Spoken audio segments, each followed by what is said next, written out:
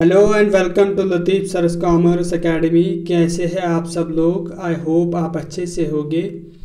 This is Asif Rafiq with lecture number 3 on Indian national movement. Guys, आज का जो topic है that is partition of Bengal and south Asian boycott movement. आपको याद होगा पिछले लेक्चर में हमने देखा था मॉडरेट्स एंड एक्सट्रीमिस्ट्स को। हमने जाना था कि moderates are of the opinion के Britishers are good for Indians, वो डिमांड कर रहे थे डोमिनियन स्टेटस। और extremists another group of leaders जिनको हमने एग्रेसिव नेशनलिस्ट्स भी कहा था, they are were of the opinion कि Britishers are not good for Indians, they were demanding swaraj और कंप्लीट इंडिपेंडेंस, और चाहते थे कि ब्रिटिशर्स को कंप्लीटली ओवरथ्रो किया जाए फ्रॉम इंडिया। गाइस, पिछले वीडियो में हमने एक स्लाइड डिस्कस नहीं की थी, that was causes behind the rise of extremism. हम पहले इसको डिस्कस करेंगे, इसके बाद हम अपने topic that is partition of Bengal को डिस्कस करेंगे। तो चलिए बढ़ते हैं अपने लेक्चर के ओर। फर्स्ट जो है that is causes behind the rise of extremism. पहला रीज़न जो था it was failure of moderates.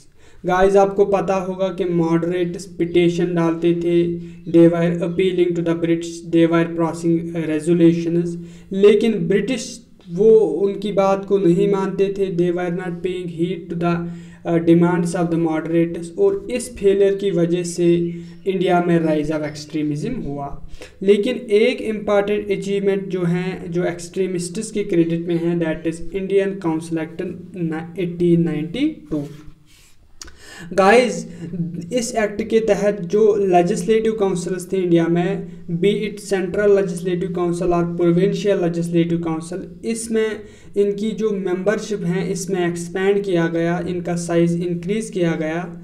For example जो central legislative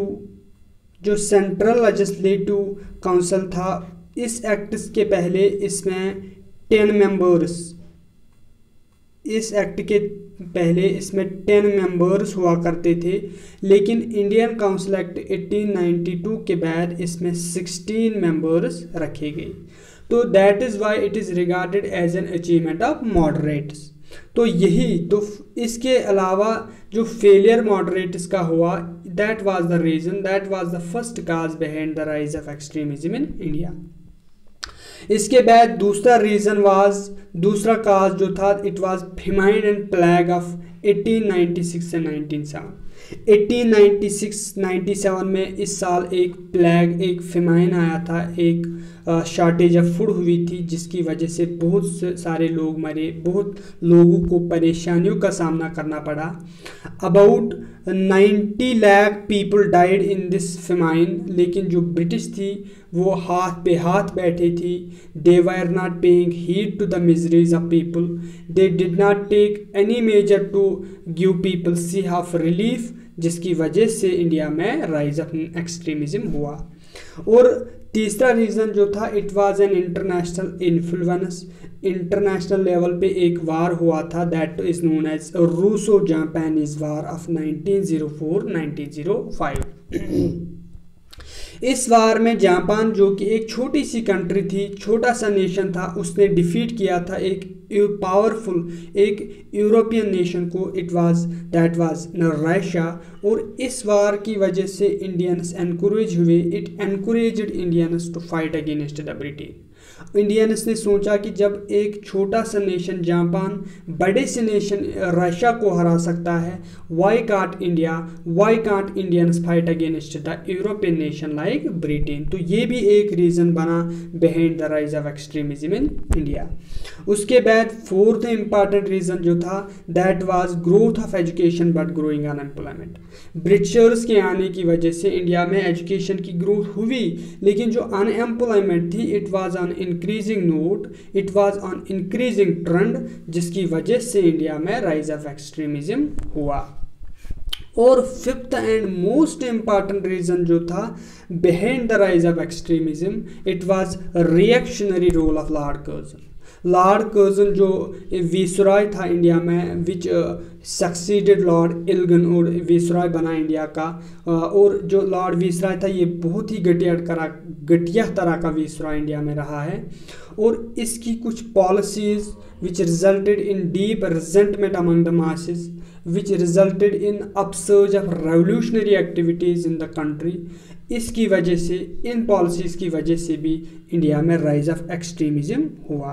for example first कुछ पॉइंट्स मैंने लिखे हैं। Kolkata corporation act, Kolkata corporation जो एक लोकल बॉडी थी, इस एक्ट के तहत इसमें इंडियंस का कंट्रोल ख़त्म किया गया और इसकी वजह से इंडियंस में रिजेंटमेंट डेवलप हुई और एक्सट्रीमिज्म स्टार्ट हुई।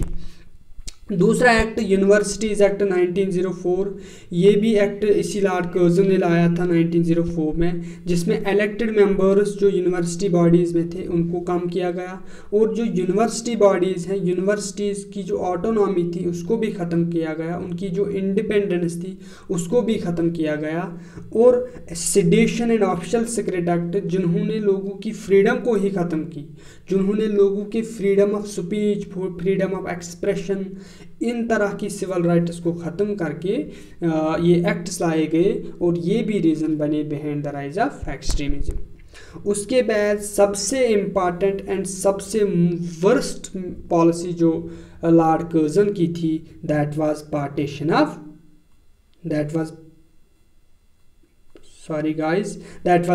ऑफ बंगाल। इसको हम अभी डिस्कस करेंगे, बहुत we will discuss it at length अपने अगले स्लाइड में। लेकिन दिस जो पार्टीशन ऑफ बंगाल था, this was the immediate cause behind the rise of extremism. अगर आपको क्वेश्चन में आ जाएगा, बहुत सारे काज हैं behind the rise of extremism, लेकिन जो इमीडिएट काज हैं वो कौन है, तो that is partition of Bengal. तो guys these were some causes behind the rise of extremism. पूछा जा सकता है, स्टेटमेंट बेस्ड क्वेश्चन JKSB पूछ रहा है, आपको पूछा जा सकता है which of the following are या which of the following is not the cause of rise of extremism in India. तो आपको इनको याद रखना है। चलिए बढ़ते हैं अब अपने मेन टॉपिक, जो हमारा आज का एक्चुअल टॉपिक है, that is partition of Bengal. और इस पार्टीशन ऑफ बंगाल को अपोज करने के लिए एक मूवमेंट स्टार्ट की गई, that is swadeshi and boycott movement. तो पहले हम डिस्कस करेंगे कुछ factual points about the partition of Bengal. और पहला पॉइंट जो है, that is idea was given by William Ward in 1896। Although जो पार्टीशन ऑफ बंगाल ये 1905 में हुआ, लेकिन इसका आइडिया विलियम वर्ड ने दिया था पहले ही 1896 में। This is the first point जो आपको याद रखना है with respect to the partition of Bengal. दूसरा important point, that is government's decision to partition became known to people in 1903। लोगों तक ये बात पहुंची कि गवर्नमेंट डिवाइड करने जा रहा है बंगाल को, ये बात पहुंची 1903 में। उसके बाद एक इम्पॉर्टेंट पॉइंट आता है, जब ये लोगों तक पहुंचा, किस न्यूज़पेपर ने पहले अनाउंस किया कि बंगाल को पार्टीशन करने जा रही है गवर्नमेंट, तो उस न्यूज़पेपर का नाम था संजीवनी इस न्यूज़पेपर का नाम था। ये पॉइंट बहुत सारे बुक्स, बहुत सारे जर्नल नॉलेज स्किप करती हैं, लेकिन गाइज मैंने आपको ये बोला है कि first newspaper to announce partition of Bengal was Sanjivani. जो ये न्यूज़पेपर संजीवनी था, ये कृष्णा कुमार मित्रा ने 1883 में स्टार्ट किया था। उसके बाद अभी तक ऑफिशियली कोई अनाउंसमेंट नहीं हुई थी। अभी तक जितने भी मैंने पॉइंट्स बोले with respect to the partition of Bengal, ये ऑफिशियल नहीं थे। और 20 जुलाई 1905 में ऑफिशियली उस टाइम के विसरॉय लॉर्ड कर्जन ने अनाउंसमेंट किया, फॉर्मली इसको प्रोक्लेम किया कि हम पार्टीशन करने जा रहे हैं बंगाल की। और फिर ये partition of Bengal came into force हुआ, फिर इसको लागू किया गया, फिर ये इफेक्ट में आया 16 अक्टूबर 1905। किसने किया? इसी लॉर्ड कर्जन ने, जो उस टाइम विसरॉय था इंडिया का। गाइज एक नोट मैंने लिखा है आपके लिए behave with respect to the Lord Curzon. जो लॉर्ड कर्जन है वो माना जाता है most unpopular viceroy of India, क्योंकि इसने जो पॉलिसीज़ लाई थी उनकी वजह से इंडिया में बहुत सारा रिजेंटमेंट, बहुत सारा डिसकंटेंटमेंट लोगों में डेवलप हुआ था। इसकी वजह से जो इसको माना जाता है most unpopular viceroy of India. मैंने आपके साथ डिस्कस किया पिछले स्लाइड में किस किस तरह की पॉलिसीज़ इसने लाई, और इसके टेन्योर को ये 1899 में वाइसरॉय बना और 1905 में इसकी वाइसरॉयशिप ख़त्म हुई, और इसकी वाइसरॉयशिप को कहा जाता है कर्जन शाही, which is similar, which is second to the नादिर शाही। इसकी क्रूअल पॉलिसीज़ की वजह से इसको कहा जाता है कर्जन शाही, इसके टाइम पीरियड को। गाइस यहाँ पर मैं आपके लिए 2 क्वेश्चन छोड़ता हूँ। पहला क्वेश्चन, लॉर्ड कर्जन किस वाइसरॉय को सक्सीड करके इंडिया में वाइसरॉय बना, पहला क्वेश्चन। दूसरा क्वेश्चन, कौन सा वाइसरॉय इंडिया में सबसे यंगेस्ट हैं और at what age he became the viceroy of India. ये 2 क्वेश्चन आप प्लीज़ मुझे कमेंट सेक्शन में बोलोगे, मैं देखूंगा कि आप कमेंट सेक्शन में इन 2 क्वेश्चन का आंसर करोगे या नहीं। उसके बाद जब ये फॉर्मली अनाउंसमेंट हुई, जब ये केम इनटू फोर्स हुआ, अब हम देखेंगे कौन से रीजंस थे, क्या वजह थे जिसकी वजह से गवर्नमेंट को बंगाल का पार्टीशन करना पड़ा। और जो रीजंस हैं बिहाइंड द पार्टीशन, इसके लिए बुक्स 2 तरह के रीज़न लिखते हैं। एक तो ऑफिशियल रीज़न जो गवर्नमेंट ने दिया, जिसका नॉमिनल रीज़न भी कहा जाता था, जो खाली नाम का रीज़न था, और दूसरा रीज़न जो एक्चुअल रीज़न था, जो रियल रीज़न था, जिसको दूसरा नाम हिडन मोटिव या हिडन रीज़न भी कहा जाता है। तो गाइस, ऑफिशियल रीज़न जो गवर्नमेंट ने दिया, उन्होंने पहली बात बोली कि Bengal it is too big to administer. जो बंगाल है इसका एरिया बहुत ज़्यादा है, ये बहुत बड़ा है और हमें दिक्कत हो रही है, we face difficult to administer such a vast area, इसलिए हम इसको पार्टीशन करने जा रहे हैं। तो उस टाइम जो बंगाल था वो आज का वेस्ट बंगाल नहीं था।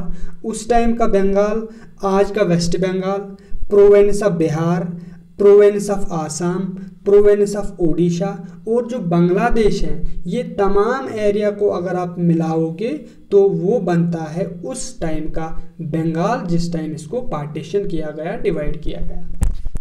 तो गाइस, मैंने कुछ डाटा लिखा है, आप if you are writing any mains level exam you can indite this data in your answer, ताकि आपका आंसर बहुत अच्छा बन जाए।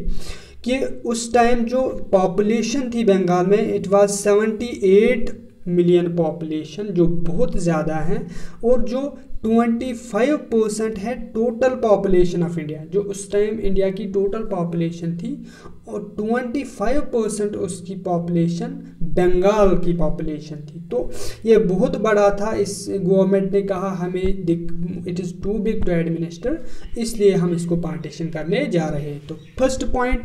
सेकंड पॉइंट उन्होंने बोला, जो बंगाल का बड़ा होने की वजह से जो ईस्टर्न वाला रीजन है, जो ईस्टर्न वाला रीजन है, यानी कि जो आसाम वाला रीजन है, ये थोड़ा बैकवर्ड है, ये विकास में पीछे है। तो अगर हम इसको पार्टीशन करेंगे, it will help in stimulating the growth of eastern reason, यानी कि जो आसाम वाला रीजन है इसमें ग्रोथ आ जाएगी, इसमें विकास आ जाएगी अगर हम इसको पार्टीशन, ताकि हम इसको तवज्जो दे सकें। टू सम एक्सटेंट, अगर आपको मैंने पहले ही बोला, if you are writing any mains level exam, तो आपको अपना ओपिनियन देने के लिए आप कह सकते हो कि this is to some extent true, ये वाला पॉइंट कि it will help in stimulating the growth of eastern region. लेकिन जो एक्चुअल रीज़न था, जो रियल रीज़न था पार्टीशन का था, it was to dilute the influence of Bengal.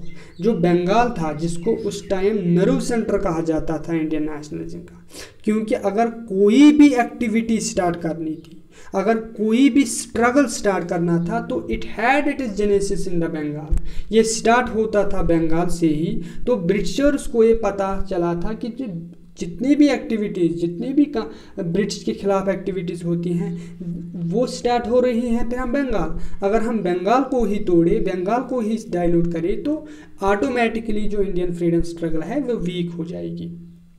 तो इसलिए बंगाल को टू डाइल्यूट द इन्फ्लुएंस, इस बंगाल को वीक करने के लिए बंगाल की पार्टीशन की। दूसरा point, to lay the seeds of communalism, जो communal, to set up the communal group between the Hindu and Muslim, Hindu Muslim को खड़ा करने के लिए ये पार्टीशन किया गया। अभी मैं देखूंगा किस तरीके से how it set up, how it tried to set up the communal group between the Hindu and Muslim, किस तरीके से ईस्ट बंगाल बनाया गया, वेस्ट बंगाल बनाया गया, और किस तरीके से ईस्ट बंगाल मुस्लिम डोमिनेटेड बना, किस तरीके से वेस्ट बंगाल हिंदू डोमिनेटेड बना।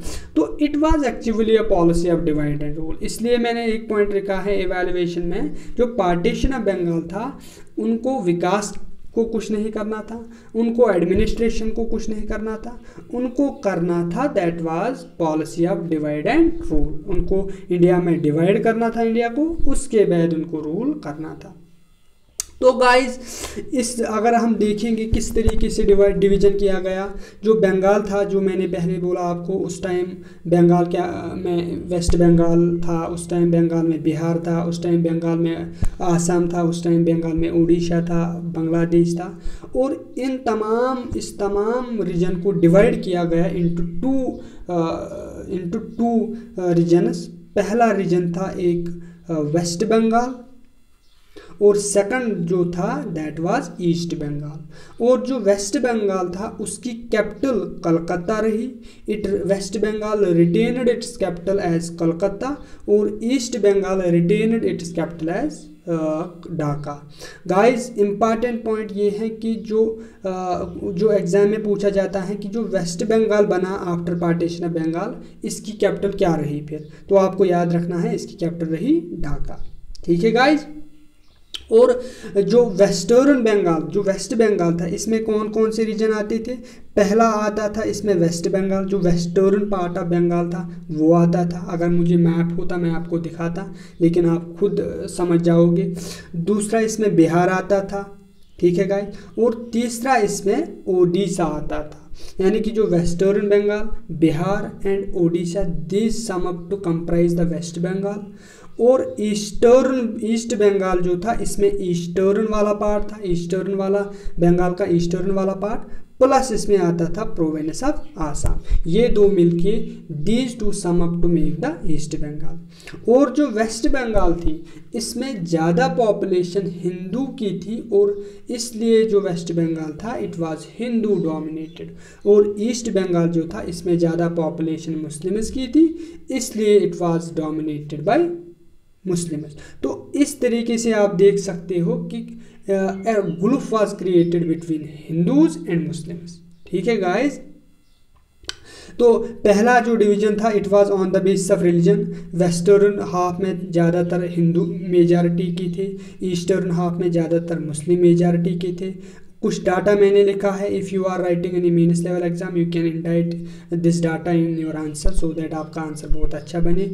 42 मिलियन वेस्ट बंगाल में 42 मिलियंस थे आउट ऑफ 54 मिलियंस जो हिंदू थे, और ईस्ट बंगाल में 18 millions out of 31 million Muslims थे। तो a kind of gulf was created between the Hindus and Muslims owing to this partition of Bengal।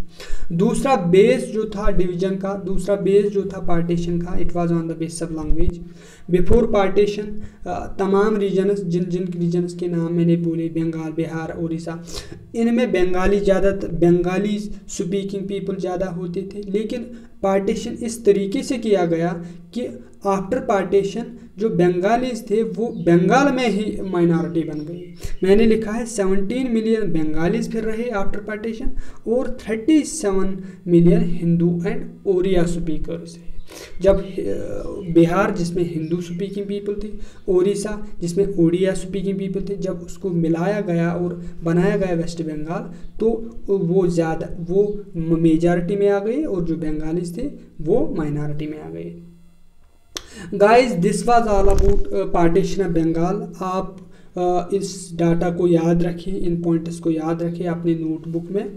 इसके बाद हम डिस्कस करेंगे एंटी पार्टीशन कैंपेन, यानी कि इस पार्टीशन ऑफ बंगाल चूँकि it was a kind of operation for the people of India, तो इसको अपोज करने के लिए इंडियंस की क्या रिएक्शन रही, इंडियंस ने क्या किया, आईएनसी ने क्या किया, एक्सट्रीमिस्ट्स ने क्या किया, अब हम वो डिस्कस करेंगे अगले स्लाइड में।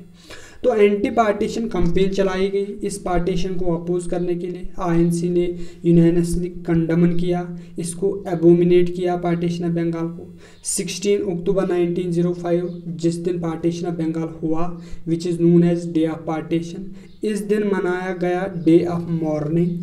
डे ऑफ मोरन कहा जाता है गम को, दुख को, तो इस दिन गम का डे मनाया गया थ्रू आउट द बंगाल। लोगों ने दे केप्ट फास्ट, रोज़े रखे, और बहुत सारों ने गंगा में डुबकी ली, दे बाथड इन गंगा, और लोग they walked bare foot in procession without shoes, वो चले और वो गा रहे थे वंदे मातरम। इसके अलावा रविंद्रनाथ टैगोर ने एक सॉन्ग गाया, एक सॉन्ग लिखा which is known as Amar Sonar बंगला।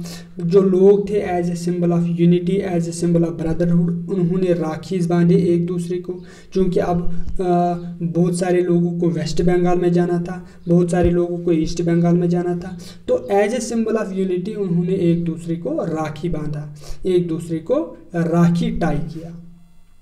तो these were some important pointers with respect to the anti-partition campaign। उसके बाद सबसे इम्पॉर्टेंट मूवमेंट जो 20th सेंचुरी की फर्स्ट मूवमेंट मानी जाती हैं, which encouraged the mass participation, that is South Asian boycott movement. South Asian boycott movement जो 1905 में स्टार्ट हुई और 1908 में चलते चलते फिजल आउट हुई, फेल हुई, ख़त्म हुई। अब हम इसको डिस्कस करेंगे।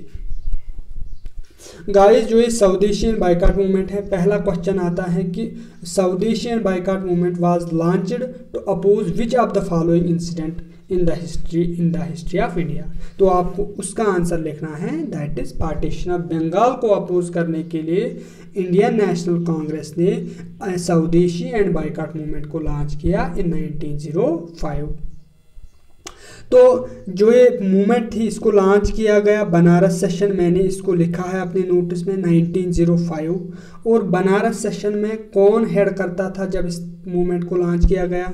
इट वाज गोपाल कृष्णा गोखले जो हेड किया इस सेशन को, बनारस सेशन को 1905, जिसमें इस मूवमेंट को लॉन्च किया गया।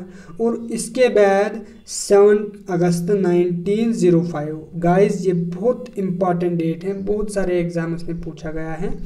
इस डेट पे एक रेजोल्यूशन पास किया गया कांग्रेस के द्वारा। क्या रेजोल्यूशन किया गया? To boycott the British goods. जितने भी ब्रिटिश गुड्स हैं, चाहे वो फूड हो, चाहे वो क्लोथ हो, या चाहे वो किसी भी तरह का ब्रिटिश प्रोडक्ट हो, हम उसको बाइकॉट करेंगे, हम उसको यूज़ नहीं करेंगे। हम क्या यूज़ करेंगे उसके बदले? स्वदेशी गुड्स यूज़ करेंगे, यानी कि जो इंडियन मेड गुड्स हैं, जो हिंदुस्तान में बनते हैं, उनको यूज़ करेंगे। तो गाइस ये इंपॉर्टेंट याद रखना है, 20th सेंचुरी का जो पहले इंपॉर्टेंट मूवमेंट है वो कौन है? That is South Asian boycott movement. ठीक है, तो ये चीज़ें आप याद रखोगे, ये डाटा, ये डेट्स आप इम्पॉर्टेंट याद रखोगे। इसके बाद जो साउथ एशियन बाइकॉट मूवमेंट थी, एक्सट्रीमिस्ट्स ने भी उनको ज्वाइन किया। They also extended their support to the South Asian boycott movement. Aurobindo Ghosh जो कि एक बहुत इम्पॉर्टेंट एक्सट्रीमिस्ट लीडर हैं, उसने एक स्टेटमेंट कहा, political freedom is the life breath of nation. ये आपको याद रखना है। और जो important point with respect to the South Asian boycott movement है कि इसकी प्रोपगेशन, इसके मेथड ऑफ प्रोपगेशन में मॉडरेट्स और एक्सट्रीमिस्ट्स को एक रिफ्ट इनके दरमियान एक रिफ्ट पैदा हुआ, एक डिसएग्रीमेंट पैदा हुआ। जो मॉडरेट्स थे, they were of the opinion कि जो साउथ एशियन बाइकॉट मूवमेंट है, हमने इसको बंगाल में लॉन्च किया है और हम we will keep this movement only confined to this region, हम इसको बंगाल के बाहर नहीं लेंगे।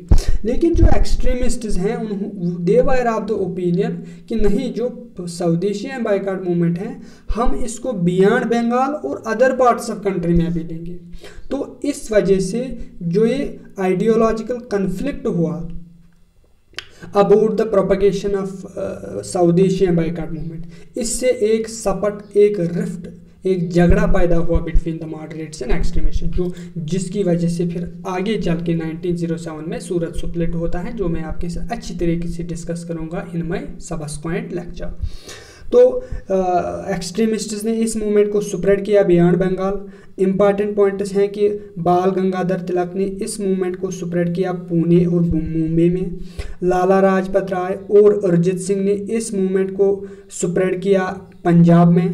सैयद हैदर रजा इसने इस मूवमेंट को स्प्रेड किया दिल्ली में। और चिदम्बरम पिल्लाई इसने इस मूवमेंट को स्प्रेड किया मद्रास में, जिसको आज चेन्नई कहते हैं। तो गाइस ये इंपॉर्टेंट पॉइंट्स हैं, ये पूछे जाते हैं कि स्वदेशी and boycott movement was spread in Poona and Bombay by which of the following leaders. तो आपको याद रखने हैं किस लीडर ने किस रीजन में किस एरिया में इस मूवमेंट को फैलाया। इसके बाद किस किस तरह के चीज़ें चलाई गई इस मूवमेंट में। पहला इंपॉर्टेंट पॉइंट जो इस मूवमेंट में चलाया गया that is boycott of foreign goods. जितने भी फॉरेन गुड्स इंडिया में आते हैं, जितने भी फॉरेन कंट्रीज से अदर कंट्रीज से प्रोडक्ट्स इंडिया में आते हैं, हम उनको बाइकआउट करते हैं, हम उनको यूज़ नहीं करते हैं। इसके बदले हम यूज़ करेंगे स्वदेशी प्रोडक्ट्स। इसके बदले हम यूज़ करेंगे स्वदेशी। स्वदेशी का मतलब होता है वो चीज़ें जो इंडिया में ही बनते हैं, जो इंडियन मेड प्रोडक्ट्स हैं, इंडियन मेड क्लोथ्स हैं, हम उसको यूज़ करेंगे इंस्टेड ऑफ फॉरेन गुड्स। दूसरा इंपॉर्टेंट पॉइंट दैट इज़ इस मूवमेंट को फैलाने के लिए फेस्टिवल्स का यूज़ किया गया। इंपॉर्टेंट फेस्टिवल्स गणपति फेस्टिवल और शिवाजी फेस्टिवल पूछा जाता है। और प्रोग्राम ऑफ स्वदेशी और नेशनल एजुकेशन को प्रमोट किया गया। गाइस खाली प्रोडक्ट्स, खाली गुड्स को ही बाइकआउट नहीं किया गया, खाली स्वदेशी गुड्स को ही नहीं अपनाया गया, बल्कि स्वदेशी एजुकेशन यानी कि नेशनल एजुकेशन के प्रोग्राम को चलाया गया। इसके लिए कुछ चीज़ें सेटअप किए गए जो एग्ज़ाम में पूछे जाते हैं। पहला इंपॉर्टेंट पॉइंट, अरबिंदो घोष ने सेटअप किया बंगाल नेशनल कॉलेज। क्यों? To promote the programme of national education. इसने एक कॉलेज सेटअप किया जिसका नाम है बंगाल नेशनल कॉलेज। दूसरा important point, National Council for Education बनाया गया। तीसरा इंपॉर्टेंट चीज़, बंगाल इंस्टीट्यूट ऑफ टेक्नोलॉजी बनाया गया। तो ये कुछ चीज़ें थे, ये कुछ इंस्टीट्यूशंस थे जिनको बनाया गया to promote the programme of national और स्वदेशी एजुकेशन। इसके बाद कुछ समितिज बनाई गई, कुछ वॉलंटियर्स खुद उठे और उन्होंने एक समितिज बनाई। फॉर एग्जांपल मैंने एक एग्जांपल लिखी है स्वदेशी बंधा समिति, जिसको एक एक्सट्रीमिस्ट लीडर अश्विनी कुमार दत्त ने बनाया। ये चीज़ें यूज़ की गई to mobilise the attention of masses under swadeshi and boycott movement. उसके बाद कल्चरल स्फीयर में अगर हम देखें क्या किया गया, पहला इंपॉर्टेंट चीज़ वंदे मातरम। वंदे मातरम जो कि लिखा है बंकिम चंद्र चटर्जी ने, जो ओरिजिनली इसने संस्कृत में लिखा है, इसको गाया गया पूरे देश बंगाल में, इसको लोगों ने गाया इन प्रोसेशंस। और क्वेश्चन एग्जाम में आता है कि वंदे मातरम जो बंकिम चंद्र चटर्जी ने लिखा है वो किस नावल से इसने लिया है, वो किस नावल से इसने लिया है। वो उसकी एक अपनी ही एक नावल है जिसका नाम है आनंद माथ। आनंद माथ आपको इम्पॉर्टेंट याद रखना है, इसी नावल से इसने ये वंदे मातरम लिया है। तो दूसरा इंपॉर्टेंट क्वेश्चन जो वंदे मातरम से पूछा जाता है कि ये किस सेशन में, आईएनसी के किस सेशन में पहली बार वंदे मातरम को गाया गया। तो for the first time it was संग एट कोलकाता सेशन इन 1896। 1896 में पहली बार जो कोलकाता में हुआ एक सेशन आईएनसी का, उसमें पहली बार इस सेशन को, इस सॉन्ग को गाया गया। और उस सेशन का प्रेसिडेंट कौन है ये भी पूछा जाता है, इसलिए मैंने नोटों में लिखा है रहमतुल्लाह सयानी। रहमतुल्लाह सयानी कोलकाता सेशन इन 1896 का प्रेसिडेंट था, जिसमें पहली बार वंदे मातरम को गाया गया। उसके बाद रविंद्रनाथ टैगोर ने एक सॉन्ग लिखा अमर सोनार बांग्ला, जो कि इस टाइम बांग्लादेश जो 1971 में एक कंट्री बनी, उसने उसका नेशनल एंथम है, नेशनल सॉन्ग है, उसने इसको लिखा, उसने फिर इसको गाया गया। तो ये कुछ पॉइंट्स थे साउथ एशिया और बाइकाट मूवमेंट के मुतल्लिक जो लॉन्च की गई, किसके खिलाफ, किसके अपोजिशन में, पार्टीशन ऑफ बंगाल के अपोजिशन। लेकिन कुछ फैक्टर्स की वजह से जो ये मूवमेंट है ये फेल हो गई। फिर बाई 1908, मैंने पहले ही बोला कि साउथ एशियन बाइकाट मूवमेंट 1905 में स्टार्ट होती हैं और 1908 में ख़त्म हो जाती हैं। तो the movement fizzled out due to various reasons. पहला रीज़न है, जब ये मूवमेंट लॉन्च किया गया गवर्नमेंट ने रिप्रेशन लाया, गवर्नमेंट ने कुछ स्टेप्स लाए, अरेस्ट किए लीडर्स को। इसकी एग्जांपल ये है कि तिलक महाराज जो बाल गंगाधर तिलक हैं, इसको अरेस्ट किया गया और इसको भेजा गया मंडेली जेल बुरमा में। सॉरी, ये यहाँ पर बुरमा है, यहाँ पर बूमा लिखा है, आप इसको प्लीज़ करेक्ट कीजिए, ये बुरमा है, इट इज़ बुरमा, इट इज़ बुरमा। और इसको महाराजा जो बाल गंगाधर तिलक हैं इसको जेल भेजा गया। और किस जेल में इसको भेजा गया, ये इंपॉर्टेंट पॉइंट पूछा जाता है, मंडेली जेल में इसको भेजा गया जो कि रंगून में है, विच इज़ इन रंगून। ठीक है। और उसके बाद कुछ दूसरा कारण जो था जिसकी वजह से मूवमेंट फेल हो गई, that was internal squabbles between moderates and extremists. जो मॉडरेट्स एंड एक्सट्रीमिस्ट्स के द्वारा दरमियान कुछ इंटरनल स्कफल, कुछ रिफ्ट क्रिएट हुए, झगड़े हो गए। फॉर एग्जांपल सूरत स्प्लिट जो हम अगले लेक्चर में पढ़ेंगे, ये इसकी एग्जांपल हैं। इसके बाद लीडरशिप क्राइसिस हुई, जो लीडर्स इंपॉर्टेंट थे जो मूवमेंट को चलाते थे उनको या तो अरेस्ट किया गया या तो उन्होंने छोड़ दिया। फॉर एग्जांपल मैंने एग्जांपल लिखा है अरबिंदो घोष, जो ही लेफ्ट टुवर्ड स्पिरिचुअलिज्म, उसने स्पिरिचुअलिज्म की उसने पॉलिटिक्स को छोड़ के। लाला लाजपत राय यूएसए गए, बिपिन चंद्र पाल ने पॉलिटिक्स को ही छोड़ा। तो ये कुछ रीजंस थे जिसकी वजह से लीडरशिप जो क्राइसिस हुआ, लीडरशिप फेलियर हुई और जो मूवमेंट है वो फेल हो गई। उसके बाद सब और एक रीज़न है difficult to sustain a mass based movement for long time, क्योंकि 1905 में स्टार्ट हुई, 1908 तक 3 सालों तक किसी मूवमेंट को चलना, it is very difficult to sustain, to maintain the decorum. इसकी वजह से ये फेल हो गई। तो गाइस उसके बाद चलते चलते बाय 1911 आते आते जो पार्टीशन ऑफ बंगाल था, बहुत अपोज करने के बाद इस पार्टीशन ऑफ बंगाल, इस पॉलिसी को रिवोक किया गया, इसको अन्नल किया गया, यानी कि इसको कैंसिल किया गया। इसको कैंसिल किया गया। ठीक है। और कब कैंसिल किया गया? 1 दिसंबर 1911। और किस विसराय, उस टाइम लॉर्ड कर्जन विसराय नहीं थे, उस टाइम विसराय थे हमारे लॉर्ड हार्डिंग। इम्पॉर्टेंट क्वेश्चन पूछा जाता है कि जब पार्टीशन ऑफ बंगाल को कैंसिल किया गया, रिवोक किया गया, उस टाइम कौन विसराय था? लॉर्ड हार्डिंग था। लेकिन जब पार्टीशन ऑफ बंगाल को लाया गया उस टाइम विसराय कौन था? It was Lord Curzon. ठीक है गाइज। तो वीडियो की जो लेंथ है वो भी बहुत हो गई, इसलिए मैं यहाँ पर अपना वीडियो वाइंड अप करता हूँ। तो guys thanks for watching my videos. अगर आपको लगे कि my videos are helping you, please like share and comment my videos. और अगर आप में से कोई इस वीडियो को देख रहा नया हो तो प्लीज़ इस चैनल को सब्सक्राइब कीजिए, लतीफ़ सर कॉमर्स एकेडमी। इसमें बहुत सारे वीडियोज़ अवेलेबल हैं, हर सब्जेक्ट के वीडियोज़ अवेलेबल हैं। तो गाइस बाय, खुदा हाफिज़, अल्लाह हाफिज़।